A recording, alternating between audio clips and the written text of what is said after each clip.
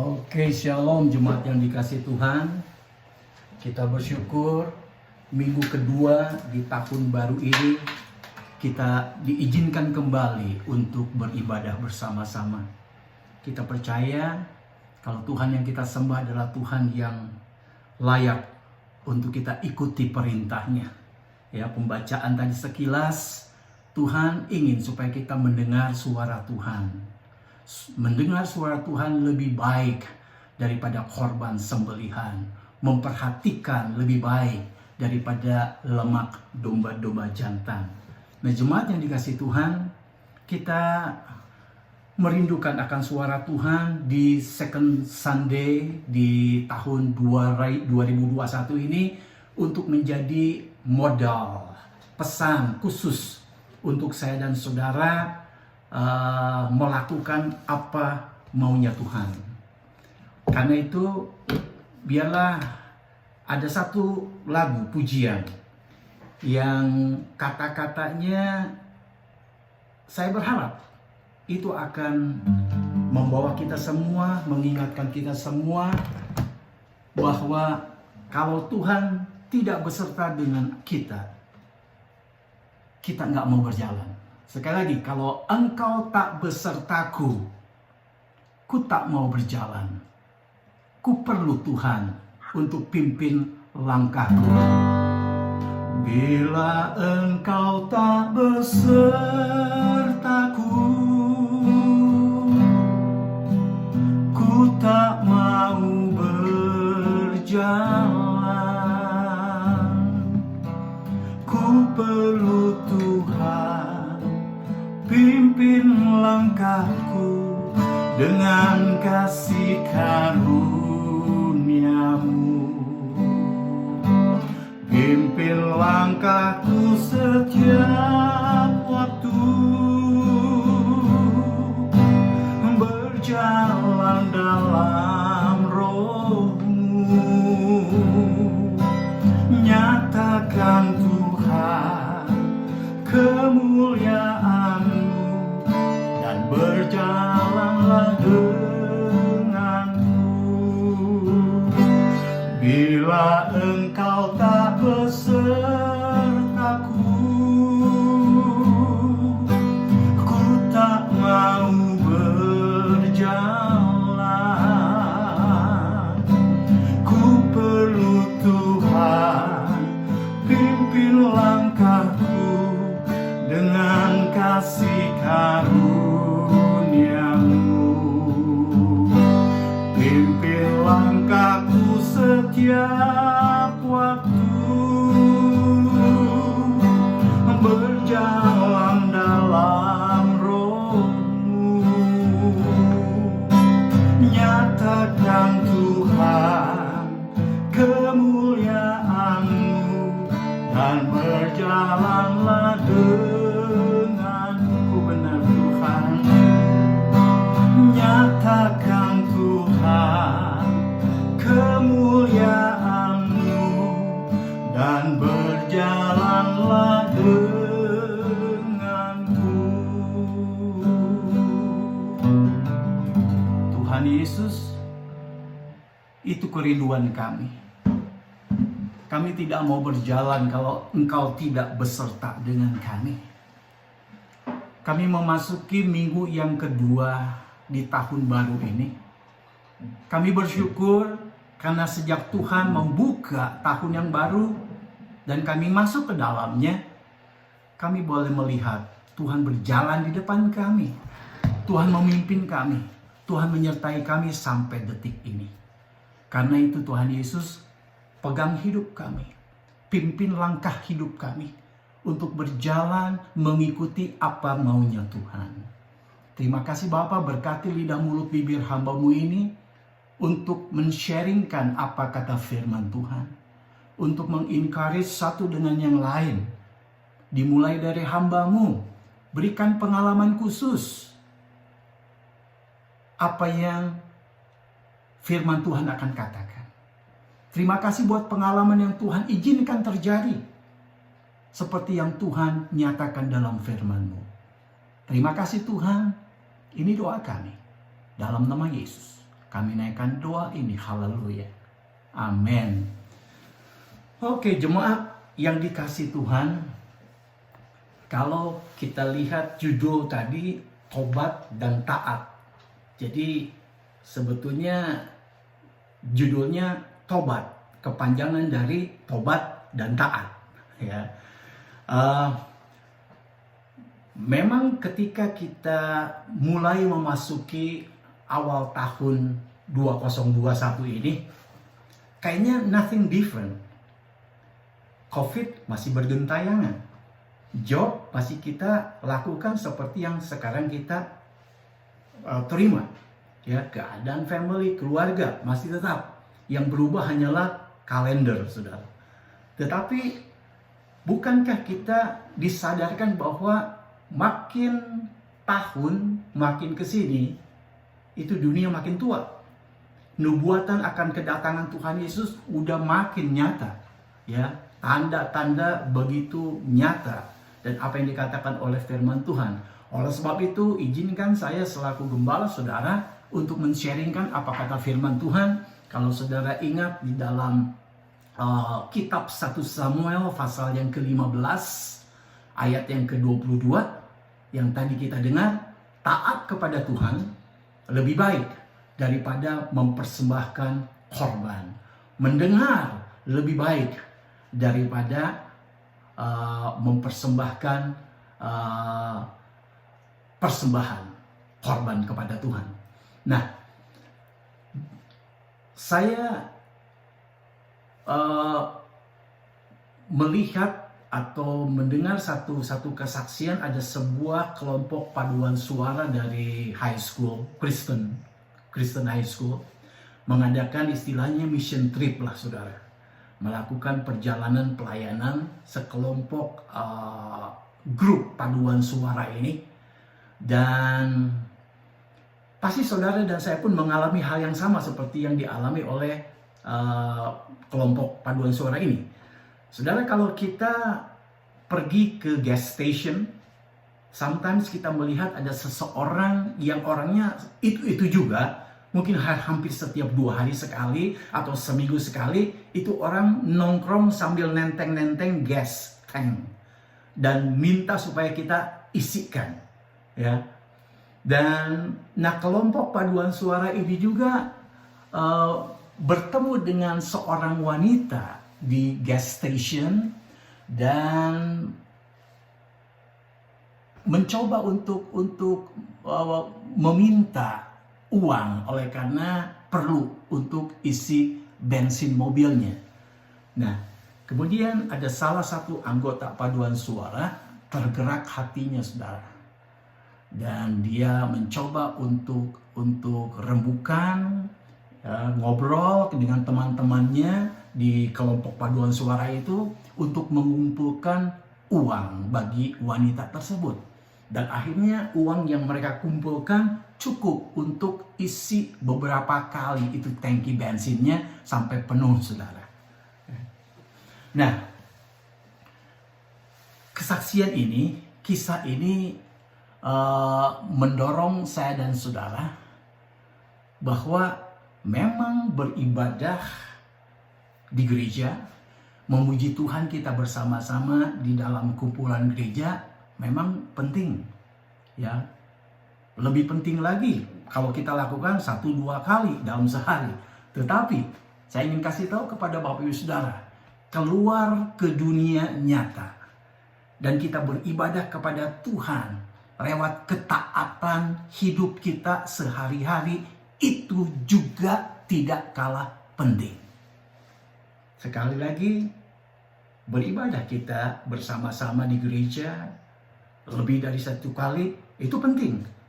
Tetapi apa yang kita lakukan di luar gereja, ketika kita taat kepada apa yang kita baca, apa yang kita renungkan, apa yang kita nyanyikan, kita pun beribadah kepada Tuhan lewat ketaatan hidup kita sehari-hari, itu juga tidak kalah penting. Nah, seperti yang saya tadi katakan bahwa teladan dari para siswa sekolah menengah Kristen ini mendorong saya dan saudara untuk melihat kehidupan kita masing-masing. Apakah kita membatasi ibadah kita hanya di dalam gedung gereja atau di lingkungan orang-orang yang satu iman, satu Tuhan? Ataukah kita melanjutkan ibadah kita kepada Allah dengan jalan menaati Dia lewat kehidupan kita sehari-hari, menggunakan setiap kesempatan yang ada untuk melayani? Saudara, saya tidak bosan-bosannya kalau saya sharing tentang kehidupan saya di tempat pekerjaan. Ada satu team leader saya yang saya katakan dia memang bekas gangster, kerja di Saudi Arabia 10 tahun. 2 hari yang lalu dia panggil saya, "Ramdan, I feel so bad, so sad." Kenapa? Karena ada teman saya, orang Filipina, baru saja mendatangkan anaknya dari Filipina 2 tahun ini. Ternyata dia kena COVID dan akhirnya nggak tertolong lagi, lalu meninggal. Oh wow, it's very sad sekali. Lalu dia bertanya kepada saya, "Ramdan, apakah betul kalau di alam sana orang setelah meninggal itu dia akan lebih better lagi, lebih senang lagi, nggak ada sakit lagi, nggak ada sakit penyakit lagi?" Right away saya katakan, according to our belief, setiap orang yang percaya kepada Yesus akan pergi ke sana, ke tempat di mana tidak ada lagi sakit penyakit, tidak ada lagi retak gigi, perkabungan, dan it's perfect. Lalu dia katakan, "Thank you Ramdan, thank you Ramdan." Lalu 3 hari sebelumnya ada orang baru bekerja, namanya Justin. Lalu dia sharing, dia ngobrol dengan saya, lalu dia curious siapa saya, lalu saya katakan saya minister. "Oh, so that's why." Akhirnya, "Kamu kemana, ke gereja?" "No, I'm atheist." Dia nggak percaya. "Loh, orang tuamu?" "Ya, ayah saya sih katanya Kristen tapi nggak pernah ke gereja." "Ibu saya sama sekali dia nggak percaya." Lalu saya sampaikan kepada dia, saksikan kepada dia, dan dia akhirnya dengan kata-kata apa saudara? "I try to come to your church." Saya besoknya saya rekam khotbah saya kasih ke dia. Saya suruh dengar, ini sebelum kamu tidur, kamu dengar ya. Oke. Besok paginya saya tanya, "Justin, sudah kamu dengar?" "Sudah." "That's good. Ada question?" "So far nggak ada." "That's good. Kalau ada, I'll ask you." Nah saudara, di tempat di mana kita berada, bukan saja di kalangan kita ketika kita berkumpul di tengah-tengah orang Kristen atau di dalam gedung gereja, tapi di luar gereja pun, di luar lingkungan kita pun, kita bisa beribadah kepada Tuhan dengan menunjukkan ketaatan hidup kita sehari-hari juga tidak kalah penting. Nah karena itu jemaat yang setia, yang datang bersama dengan kita sama-sama di dalam Zoom ini, mari kita akan dengar baik-baik apa yang Tuhan perintahkan kepada Saul melakukan satu tugas. Namun kita melihat bahwa apa yang dilakukannya, lalu kata Saul kepada Samuel ayat 20 sampai 21. "Aku memang mendengarkan suara Tuhan, mengikuti jalan yang telah disuruh Tuhan kepadaku." Ini pengakuan si Saul, saudara. Dia sudah beribadah katanya. Dia sudah melakukan bahkan mendengar suara Tuhan. Tetapi apa yang dia lakukan? "Aku membawa Raja Agag, raja orang Amalek. Tetapi orang Amalek itu sendiri telah kutumpas. Tetapi rakyat mengambil dari jarahannya itu kambing domba, lembu yang terbaik dari yang dikhususkan untuk ditumpas itu, untuk mempersembahkan korban kepada Tuhan Allahmu di Gilgal." Nah, di sini menunjukkan bahwa Saul menggunakan cover ibadah, hanya menggunakan topeng tok, saudara. Sikap mempersembahkan korban itu dijadikan oleh dia sebagai alasan untuk kegagalannya menaati Allah. Lalu bagaimana tanggapan Allah melalui Nabi Samuel? Dikatakan taat kepada Tuhan lebih baik daripada mempersembahkan korban. Banyak kan di luar sana kan kayaknya sih so latah sekali. Oh my God, Oh Jesus. Tapi setelah itu ngomongnya cursing atau sikapnya mencaci maki. Saudara, ini si Saul. Dia selalu menggunakan topeng ibadahnya. Seolah-olah bersikap beribadah kepada Tuhan. Tetapi apa yang dia lakukan itu tidak sesuai. Jadi menunjukkan bahwa Saul menggunakan sikap mempersembahkan korban kepada Tuhan sebagai alasan kegagalannya menaati Allah. Dan Tuhan katakan lewat nabinya, taat kepada Tuhan lebih baik daripada mempersembahkan korban. Jawab Samuel ayat 22. Apakah Tuhan itu berkenan kepada korban bakaran atau korban sembelihan sama seperti kepada mendengarkan suara Tuhan? Sesungguhnya mendengarkan lebih baik daripada korban sembelihan. Memperhatikan lebih baik daripada lemak domba-domba jantan. Nah, jemaat, beribadah di gereja merupakan sesuatu yang baik. Yes. Kita beribadah raya seperti ini sangat positif. Yes, absolutely 100% I agree. Karena ketika kita beribadah, ketika kita berfellowship, kita bertujuan untuk mendekatkan diri kita kepada Tuhan. Dan mendekatkan diri kita kepada sesama. Supaya kita boleh saling menguatkan. Kita boleh saling mendorong. Kita boleh saling mendoakan satu sama lain. Seperti yang dikatakan dalam surat Ibrani pasal yang ke-10. Marilah kita menghadap Allah dengan hati yang tulus ikhlas. Marilah kita menghadap Allah dengan keyakinan iman yang teguh. Oleh karena hati kita telah dibersihkan dari hati nurani yang jahat. Tubuh kita telah dibasuh dengan air yang murni. Surat Ibrani mengajak kita, marilah kita teguh berpegang pada pengakuan tentang pengharapan kita. Sebab Ia Tuhan yang menjanjikannya, Dia setia. Ini ayat yang populer. Marilah kita saling memperhatikan supaya kita saling mendorong dalam kasih, dalam pekerjaan baik. Janganlah kita menjauhkan diri dari pertemuan-pertemuan ibadah kita. Ibrani 10:25. Seperti yang dibiasakan oleh beberapa orang. Tetapi marilah kita saling menasehati. Semakin giat melakukannya menjelang hari Tuhan yang mendekat. Sekarang sudah 2021, saudara. Tahun 2021. Saya mengajak saudara, yuk kita makin giat. Kita more serious untuk mendekatkan diri kita kepada Tuhan. Setiap kali kita berkumpul, setiap kali kita ber-Zoom meeting, biarlah ada kata-kata nasihat yang keluar dari mulut kita. Biarlah kita boleh semakin biasa menguatkan satu dengan yang lain, mendorong satu dengan yang lain. Dan kita mohon supaya di tahun 2021 ini, Allah menunjukkan beragam cara untuk kita senantiasa memuliakan nama Tuhan lewat ketaatan kita. Personally, saya mengakui dan saya menyadari kita masing-masing punya cara dan ekspresi yang berlainan dalam kita beribadah, dalam kita berorganisasi. Namun saudara,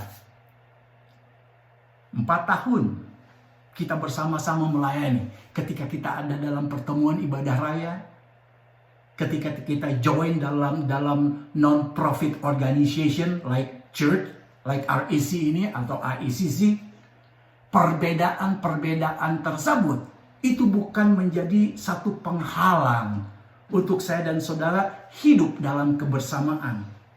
Ketika kita memuji Tuhan, ketika kita menyembah Tuhan, melayani Tuhan.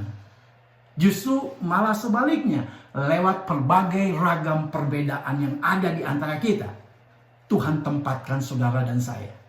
Dan Tuhan susun semuanya itu menjadi satu bangunan rohani, yaitu tubuh Kristus. Dia susun begitu rapih. Dia tempatkan satu dengan yang lain untuk kita saling melengkapi. Dan karena mereka masing-masing taat kepada Tuhan, kepada kepalanya, yaitu Tuhan Yesus Kristus, kita tetap bisa melakukan. Nah, hari ini so special ibadah kita. Dan Citra memberikan brilliant idea kepada kita. Semua orang bisa melayani Tuhan. Nggak ada istilahnya, saya nggak bisa main musik, saya nggak bisa nyanyi, puter aja itu karaokean seperti tadi. Atau bisa saudara pilih dengan iringan orkestra saudara, sehingga kita dibawa ke dalam satu spirit, wah, pujian yang menggelegar oleh karena iringan orkestra. Apakah itu boleh? Apakah itu dosa? No. Kita bisa melakukannya dengan hati yang tulus, ikhlas. Itu kuncinya. Dan kita taat kepada kepala gereja kita, Tuhan Yesus Kristus. Saudara, kalau saudara pernah mendengar dan melihat sebuah film silent, di situ diceritakan bagaimana beriman yang berbeda secara satu dengan yang lain. Ya, ketika kita mengalami masa sulit, kita ditantang untuk tetap beriman. Saudara tahu semua, bulan Desember yang lalu, the whole month buat saya dengan keluarga rasanya bertubi-tubi. Itu pergumulan, saya kalau katakan saya masalah, itu saya pernah khotbahkan, ketika engkau berkata masalah, itu masa Allah, artinya waktunya Allah. Kita bukan senang menantang, silakan masalah datang. Tapi ingat saudara, ini sebagai dorongan kita, kalau di tahun 2021 ini diawali dengan masalah-masalah yang engkau hadapi, ingat kata-kata saya, masa Allah, waktunya Allah untuk menyatakan kuasanya, untuk menyatakan mujizatnya, untuk mencukupi kekuranganmu, untuk memulihkan kondisi kesehatanmu, untuk membuka lebar mata rohanimu, melihat akan janji Tuhan di tahun yang baru saja kita terima dari Tuhan. Masa Allah, waktunya Allah. Camkan akan perkara ini, ya. Jadi ketika kita diperhadapkan dengan masalah demi masalah, tekanan, ancaman, ya, ada orang-orang yang mengalami ancaman, tekanan, dibunuh kalau dia tetap beriman, ya. Masing-masing punya cara, punya pengalaman. Percaya atau beriman dalam kehidupan kita pun bermacam-macam caranya, gayanya. Hanya Tuhan dan pribadi kita sendiri yang mengetahui tentang kadar, volume, bobot iman kita kepada Tuhan. Hanya Tuhan dan pribadi kita masing-masing yang tahu persis. Nah, saudara, saya ingin sharing seorang tokoh di dalam Alkitab. Saudara tahu dong tentang Simpson. Simpson itu adalah manusia yang dalam Alkitab memiliki kekuatan yang supranatural. Tetapi di dalam cerita yang di dalam Hakim-Hakim pasal yang ke-16, ya, nanti kita bahas sedikit. Di situ diceritakan pada kita Simpson dari seorang yang perkasa, yang mulia, lalu berubah menjadi seorang yang nista. Simpson yang dahulunya ditakuti oleh bangsa Filistin, namun kini Simpson diolok-olok, diejek, dihina. Itu kita lihat betapa kontrasnya. Perhatikan, Simpson yang kehilangan kekuatannya, itu simbol kekuatannya itu dari rambutnya, saudara. Jadi setelah rambutnya dicukur, sekarang dia menjadi pria biasa yang tidak mempunyai kekuatan supranatural lagi. Nggak ada kekuatannya. Kalau saya ingat Simpson ini karena simbol kekuatannya di rambut. Adik saya, saudara, adik saya yang paling kecil, itu sejak lahir rambutnya nggak dicukur. Karena rupanya waktu itu saya berumur 8 tahun waktu dia lahir. Jadi mama saya itu sudah menyiapkan nama Yuli, ya, Romi and Yuli kan, ya. Namanya Romi. Jadi sudah disiapkan namanya Yuli, lalu boxnya untuk baby itu semuanya udah warna-warni untuk perempuan, warna perempuan. Bahkan adik di bawah saya itu waktu kecil mama bukan sengaja tapi membiarkan dia main perabotan wanita, saudara, masak-masakan, ada kompor kecil gitu, saudara, ya. Karena kerinduan mama dengan papa memiliki anak yang keempat ini wanita. Tapi ternyata begitu melahirkan perempuan, saudara. Dan namanya langsung jadi ganti Romi, ya. Jadi karena kerinduannya pengen memiliki seorang anak wanita, karena rambutnya begitu lahir itu gomplok sekali. Jadi mungkin mama saya sayang kali, jangan dicukur-cukur. Tapi karena saking begitu kelamaan, begitu setiap dicukur dia sakit, saudara. Setiap dicukur, habis cukur dia langsung sakit, masuk angin, saudara. Sumeng istilahnya, demam. Kalau sekarang demam, waduh, konotasi kita udah kena si Mbak Corona, saudara. Ya. Jadi saya ingat rambut Simpson sebagai simbol kekuatannya. Tetapi setelah dicukur, dia udah nggak punya kekuatan yang supranatural lagi. Nggak ada kemampuan lagi untuk menolong umat Israel. Dengan kata lain, Simpson menjadi manusia yang tidak berguna. Kenapa bisa terjadi? Kata kuncinya, karena dia tidak taat. Dengar baik-baik. Seseorang yang berkubang di dalam dosa sama sekali akan menjadi orang yang tidak berguna. Terang tidak ada lagi. Tidak dapat lagi menjadi penuntun manusia. Yesus pernah berkata apa? Kamu adalah garam dunia. Jika garam itu jadi tawar, dengan apakah ia diasinkan dalam Matius 5:13? Tidak ada lagi gunanya selain dibuang dan diinjak orang.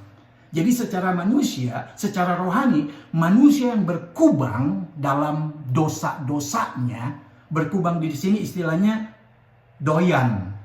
Udah kebetahan, saudara. Udah enggak peduli lagi.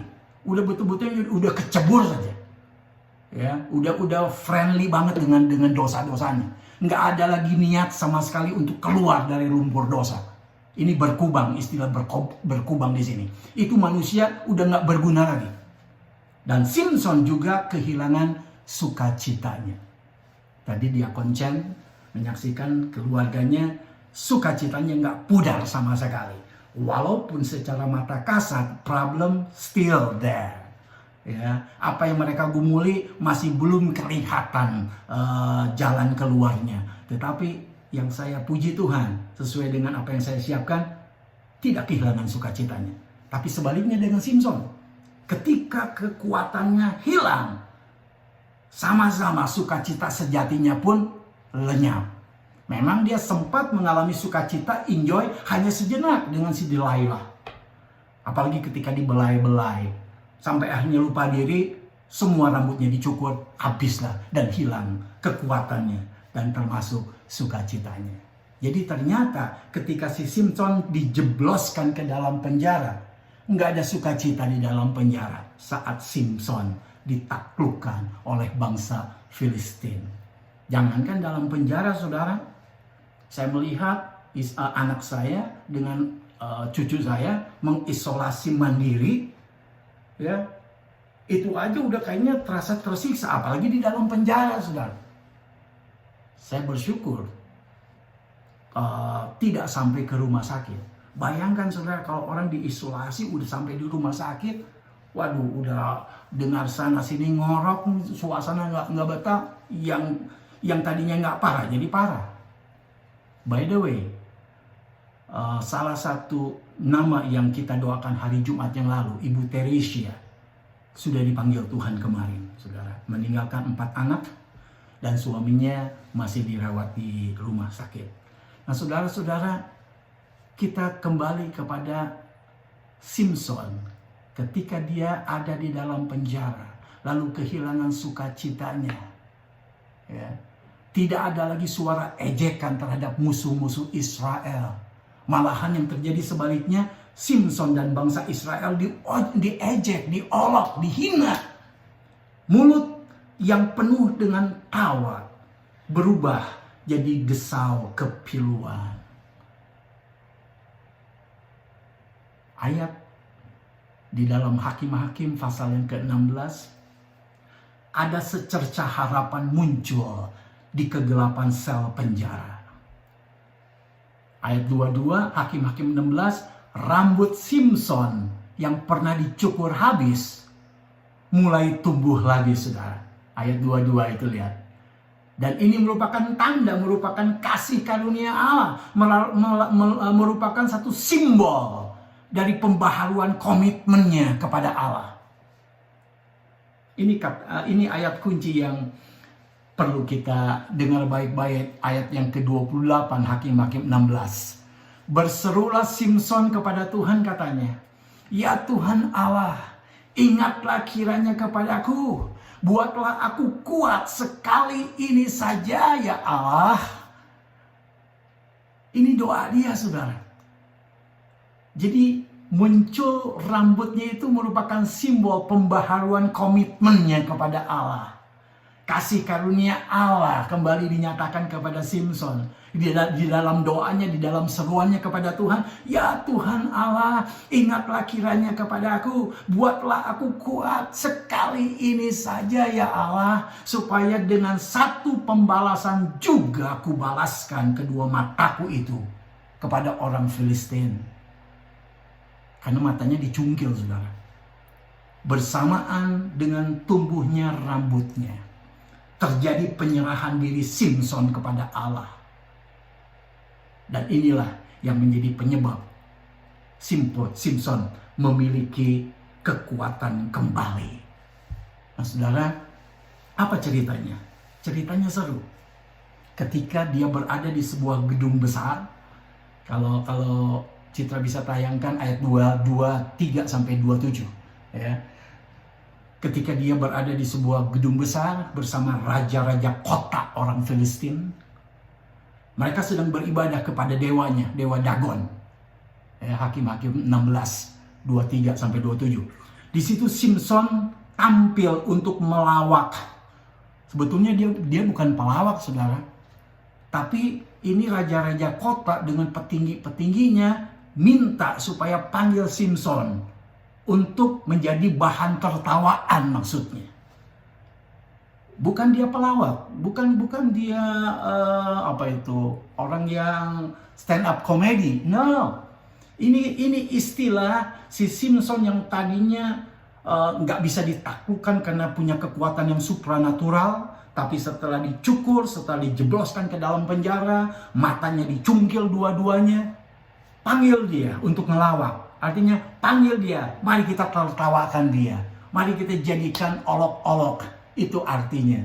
Nah, tapi di sini diceritakan bahwa Simson tampil untuk melawak sesuai permintaan mereka, yaitu para petinggi. Dan sesudah itu berkumpul raja-raja kota orang Filistin mengadakan perayaan korban sembelihan yang besar kepada dewanya Dagon, Allah mereka, dan bersukaria. Kata mereka, telah diserahkan oleh Allah kita ke dalam tangan kita Simson, musuh kita. Dan ketika orang banyak itu melihat Simson, mereka memuji Allah mereka sambil berseru, ya, diserahkan ke tangan kita oleh Allah kita, perusak tanah kita, yang membunuh banyak teman kita.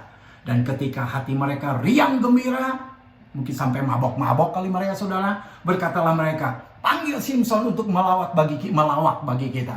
Simson dipanggil dari penjara, lalu ia melawak di depan mereka. Kemudian mereka menyuruh dia berdiri di antara tiang-tiang. Ya, rupanya Simson bisa juga nari kayak orang India, saudara. Ada tiang-tiang besar. Nah, adapun gedung itu penuh dengan laki-laki dan perempuan. Segala raja kota orang Filistin ada di sana. Dan di atas sotoh ada kira-kira 3.000 orang laki-laki dan perempuan yang menonton Simon itu yang lagi melawak. Jadi rupanya saudara, selama dalam penjara, Simon bertobat. Simon bertobat dan namanya juga di penjara nggak sebebas kalau saudara dan saya hidup di luar sel. Tapi Allah tetap hadir dan mengawasi Simpson. Jadi akhirnya hidup Simpson sad ending and happy ending. Sad endingnya karena tragis.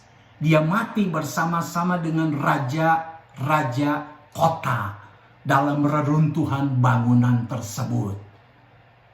Happy endingnya karena Allah mendengar doanya yang terakhir. Sampai dia mencapai kemenangan terbesar dalam hidupnya untuk melawan orang Filistin. 3.000 orang Filistin harus dibayar dengan hidupnya sendiri. Makanya Simpson tercatat sebagai salah satu pahlawan iman Israel. Ibrani 11:32. Ada Barak di situ. Rupanya Barack Obama itu baraknya ada dalam Alkitab, saudara. Barak, Simpson, Yefta, katanya. Kalau semuanya dicantumkan, itu nggak akan cukup. Jadi kenapa Simpson masuk ke dalam list daripada pahlawan iman Israel? Karena Tuhan kasih kepada dia kekuatan sehingga dia bisa mengalahkan, membunuh orang, raja-raja kota, 3.000 orang sekaligus termasuk dirinya. Jadi saudara, dengan cepat Simpson baca situasi di mana dan siapa yang ada di sekitarnya. Dia lihat struktur bangunan di mana dia berdiri saat itu. Ia minta agar dilepaskan. Dia pura-pura bersandar karena rasanya kelelahan. Lalu di situ dia berseru kepada Allah, ayat 28 tadi.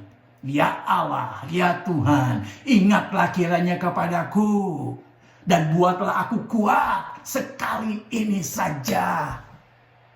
Lalu apa yang dilakukan Simpson? Dia meruntuhkan kedua tiang penyangga bangunan itu dan membunuh 3.000 orang Filistin, raja-rajanya dan termasuk dirinya sendiri.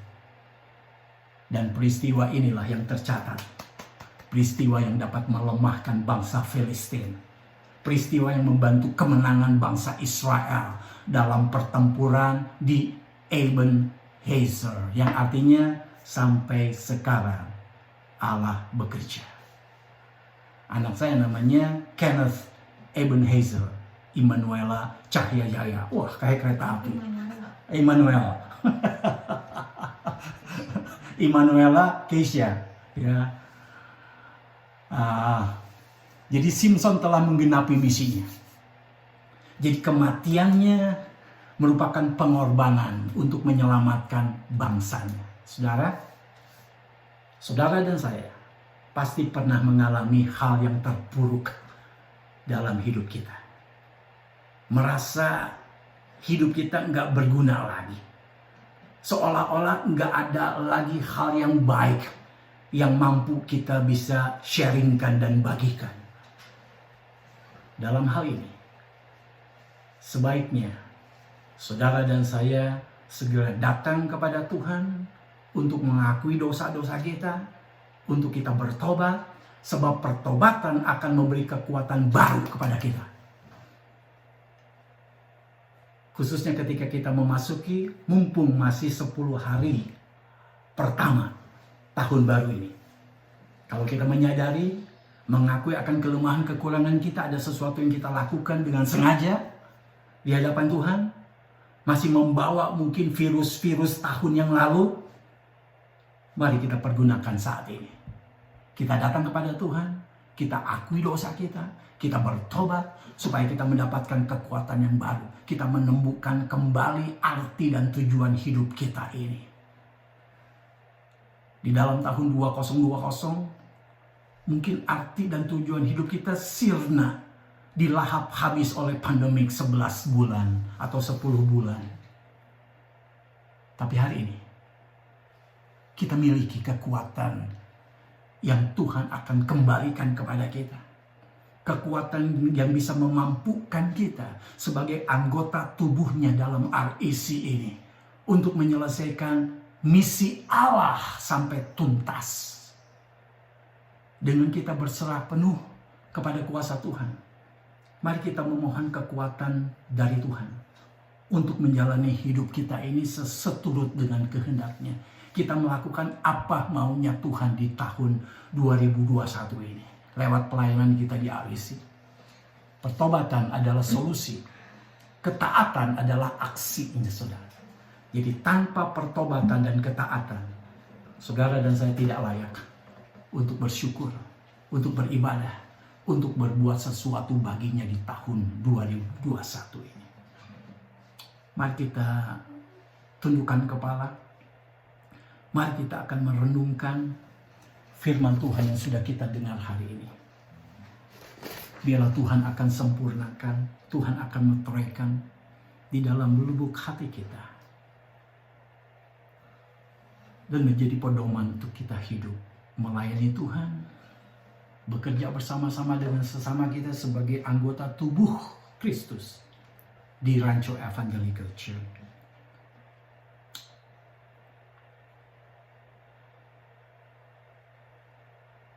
Katakan terima kasih kepada Tuhan.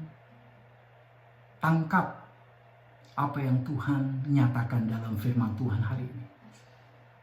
Siapkan dirimu untuk menerima kekuatan yang baru dari Tuhan di dalam tahun 2021 ini.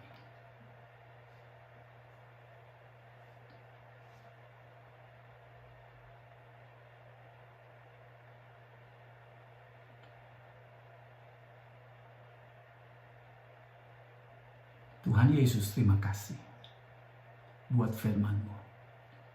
Meteraikan, sempurnakan apa yang sudah kami dengar. Keterbatasan kami untuk menangkap arti daripada firman-Mu hari ini. Roh Kudus, terima kasih Engkau selalu menolong dan membantu kami, untuk kami boleh menangkap dan mengerti secara utuh. Inilah doa kami Tuhan. Di dalam nama Yesus, kami naikkan doa ini, haleluya. Amin.